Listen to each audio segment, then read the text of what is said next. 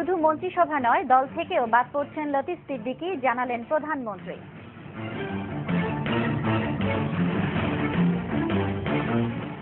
দেশে ফিরলেই আইন অনুসারে গ্রেফতার হবেন লতিফ সিদ্দিকী, বলছেন আইনজীবীরা।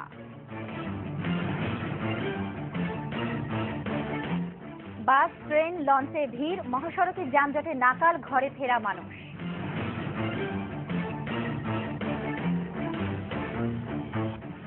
এবং কাল পবিত্র হজ, বিনায় জড়ো হচ্ছেন লাখ লাখ হাজি।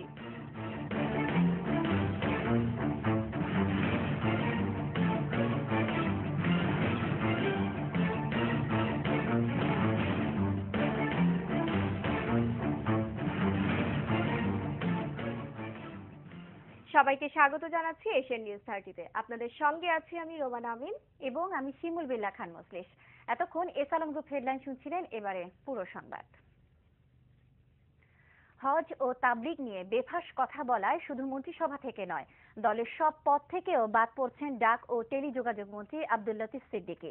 10 দিনে যুক্তরাষ্ট্র ও যুক্তরাজ্য সফর শেষে সিলেট ওসমানী বিমানবন্দরে পৌঁছে সরকার ও দলের এই সিদ্ধান্ত জানিয়েছেন প্রধানমন্ত্রী শেখ হাসিনা। আওয়ামী লীগ সভাপতি শেখ হাসিনা বলেন, ধর্ম নিয়ে আব্দুল লতিফ সিদ্দিকীর বক্তব্যে তিনিও মর্মাহত। সকাল 9টায় সিলেট ওসমানী আন্তর্জাতিক বিমানবন্দরে পৌঁছান প্রধানমন্ত্রী। সিলেটে 1 ঘন্টার যাত্রা বিরতি শেষে আসেন ঢাকায়। সকাল 10:30টার দিকে পৌঁছান হযরত শাহজালাল আন্তর্জাতিক বিমানবন্দরে। তাকে স্বাগত জানান সংসদ উপনেতা সৈয়দা সাজেদা চৌধুরী, মন্ত্রিসভার সদস্য ও 3 বাহিনীর প্রধান। যুক্তরাষ্ট্র সফর নিয়ে কাল বিকেলে সংবাদ সম্মেলন করবেন প্রধানমন্ত্রী।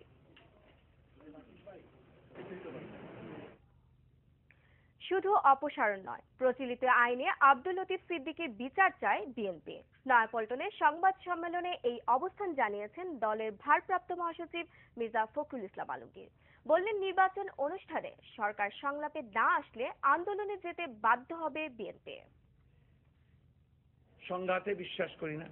আমরা এমন কোনো পরিস্থিতি সৃষ্টি করতে চাই না যে পরিস্থিতির মধ্য দিয়ে জনগণ, দেশ ক্ষতিগ্রস্ত হবে। কিন্তু আজকে যদি এই অবৈধ সরকার কোনো আলোচনা করতে না চান এবং যদি তারা সংলাপের পথে না আসেন, সমঝোতার পথে না আসেন, তখন তো এর কোনো বিকল্প থাকবে না। আমাদেরকে আন্দোলনের মধ্য দিয়েই জনগণের অধিকারকে আদায় করে নিতে হবে।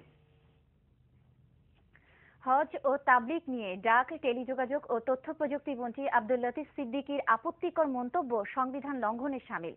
তাই মন্ত্রিত্বের পাশাপাশি তার সংসদ সদস্য পদ বাতিল হওয়া উচিত বলে মনে করেন সিনিয়র আইনজীবী আব্দুল বাসেদ মজুমদার ও খন্দকার মাহবুব হোসেন। লতিফ সিদ্দিকী দেশে ফিরলেই আইন অনুসারে গ্রেফতার হবেন বলে মনে করেন তারা। কাজী রুনার রিপোর্ট, ছবি তুলেছেন মোশাররফ হোসেন। সংবিধানের 41 অনুচ্ছেদ অনুযায়ী বাংলাদেশের কোনো নাগরিকের ধর্মীয় অনুভূতিতে আঘাত দিয়ে কোনো লেখা বা মন্তব্য করা যাবে না।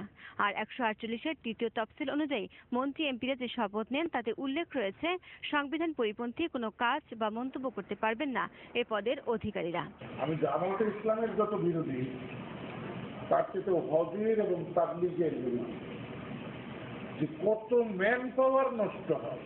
মন্ত্রীর পদে থেকেও হজ, তাবলিগ, জামাত নিয়ে আপত্তিকর মন্তব্যের জন্য ডাক, টেলিযোগাযোগ ও তথ্য প্রযুক্তি মন্ত্রী আব্দুল লতিফ সিদ্দিকীকে বহিষ্কার করা উচিত বলে মনে করেন সিনিয়র আইনজীবী আব্দুল বাসেদ মজুমদার।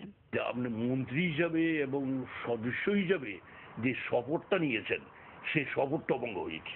তো সংবিধানে যদি আমাদের রাইট টু রিলিজিয়ান লেখা থাকে, তো এই রিলিজিয়ানের ধর্মীয় অনুভূতিকে আপনি আঘাত করে যদি কোনো কিছু বলেন, আমি মনে করি আপনি ওথ ভঙ্গ করেছেন।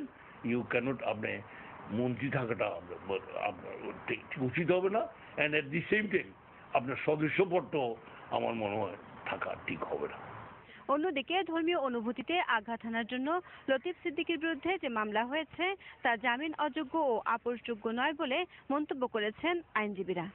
আজকে বাংলাদেশে যেখানে 95% জন মুসলমান এবং সারা বিশ্বে যখন 160 কোটি মুসলমান, তাদের ধর্মীয় অনুভূতিতে আঘাত যদি আসে এবং সেটা অবশ্যই দণ্ডনীয় অপরাধ, এটা নন বেইলেবল অফেন্স এবং এটা নট কম্পাউন্ডেবল, অর্থাৎ এটাকে আপোষও করা যাবে না। এটাকে বেল দেওয়া নন বেইলেবল করেছেন এবং এটাকে কোনো কম্পাউন্ড কি কোনো ইয়েও করা যাবে না। তাকে কোনো দুই পক্ষ মিলে এটা আপোষও করা যাবে না। আপোষও করা যদি প্রমাণ হয় তাহলে তাদের সাজা দাদা সাজা দেশে আসেন তারা তিনি গ্রেফতার হতে পারেন। হতে পারে না, সিনিয়র দুই আইনজীবী বলেছেন লতিফ সিদ্দিকী শুধু দণ্ডবিধি অনুযায়ী নয় বরং আরো বেশি শাস্তি পাওয়ার যোগ্য। তবে সামাজিকভাবে সে দীক্ষিত ব্যক্তি হবে, নিন্দনীয় ব্যক্তি হবে এবং বাংলাদেশের মাটিতে তার পা দেওয়া খুব কঠিন। কাজী রুনা, এশিয়ান টেলিভিশন, ঢাকা। হজ ও তাবলিগ নিয়ে বেফাঁস মন্তব্য করায় লতিফ সিদ্দিকীর বিরুদ্ধে আজও রাজধানী সহ দেশের বিভিন্ন স্থানে 15টি মামলা হয়েছে।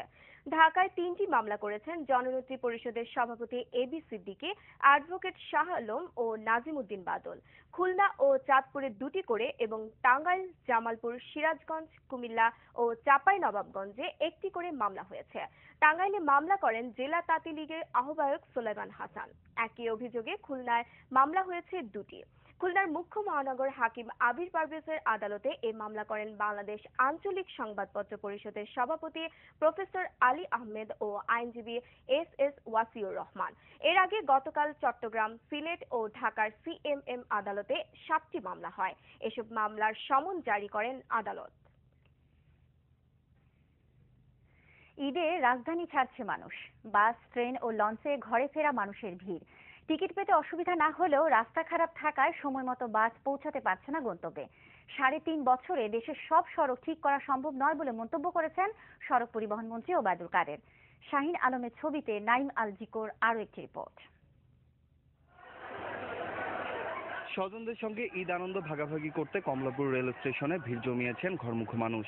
কিন্তু সময় মতো ট্রেন আসার কথা থাকলেও আসছে দেরিতে। বাস টার্মিনালেও একই অবস্থা। টিকিট পেতে অসুবিধা না হলেও অপেক্ষা করতে হচ্ছে বাসের জন্য। ঢাকা ময়মনসিংহ মহাসড়ক খারাপ হওয়ায় এবার টার্মিনালে যাত্রী কম বলে অভিযোগ টিকিট বিক্রেতাদের। ময়মনসিংহ যাইতে যেখানে 2 ঘন্টা সময় লাগছে এখন 6 ঘন্টাও লাগে। সকালে যে গাড়িটা ছাড়ছে সকাল 5টায় কিশোরগঞ্জের উদ্দেশ্যে, এই গাড়িটা এখনো কিশোরগঞ্জে পৌঁছায় নাই। বাস টার্মিনাল পরিদর্শনের পর আগামী বছরের মার্চ নাগাদ ঢাকা ময়মনসিংহ মহাসড়কের কাজ শেষ হবে বলে আশ্বস্ত করলেন সড়ক পরিবহন ও সেতু মন্ত্রী। এই মুহূর্তে কোনো মহাসড়কে কোনো বেহাল অবস্থান নেই, আমি এটা বলতে পারি। আর আগামী মার্চের পরে জয়দেবপুর, ময়মনসিংহে কোনো অভিযোগ পাবেন না, পুরো ফিট হয়ে যাবে। জয়দেবপুর ময়মনসিংহের কাজ শেষ হয়ে প্রতিশ্রুতি দিলেও কাজ হচ্ছে না, ভোগান্তি পোহাতে হচ্ছে যাত্রীদের। নাইম আল জিকো, এশিয়ান টেলিভিশন, ঢাকা। এদিকে ঢাকা চট্টগ্রাম মহাসড়কের কুমিল্লায় প্রায় 25 কিলোমিটার যানজট সৃষ্টি হয়েছে। এতে ভোগান্তিতে পড়েছেন ঘরমুখো যাত্রীরা।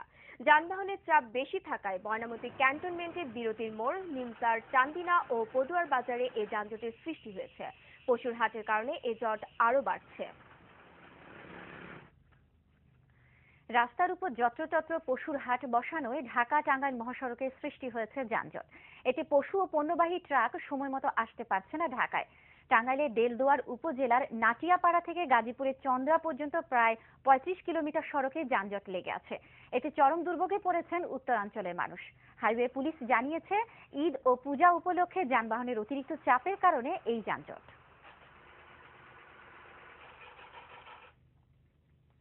কাল পবিত্র হজ, এরই মধ্যে শুরু হয়েছে আনুষ্ঠানিকতা। আজ মিনায় সারাদিন ও সারা রাত থেকে পবিত্র হজের নানা আচার অনুষ্ঠান করবেন মুসলমানরা। শুক্রবার যাবেন আরাফাত ময়দানে। শনিবার পশু কুরবানির মধ্য দিয়ে শেষ হবে হজ। মক্কা প্রতিনিধি কামাল পারভেজের সহায়তায় আসিফ নুরের রিপোর্ট।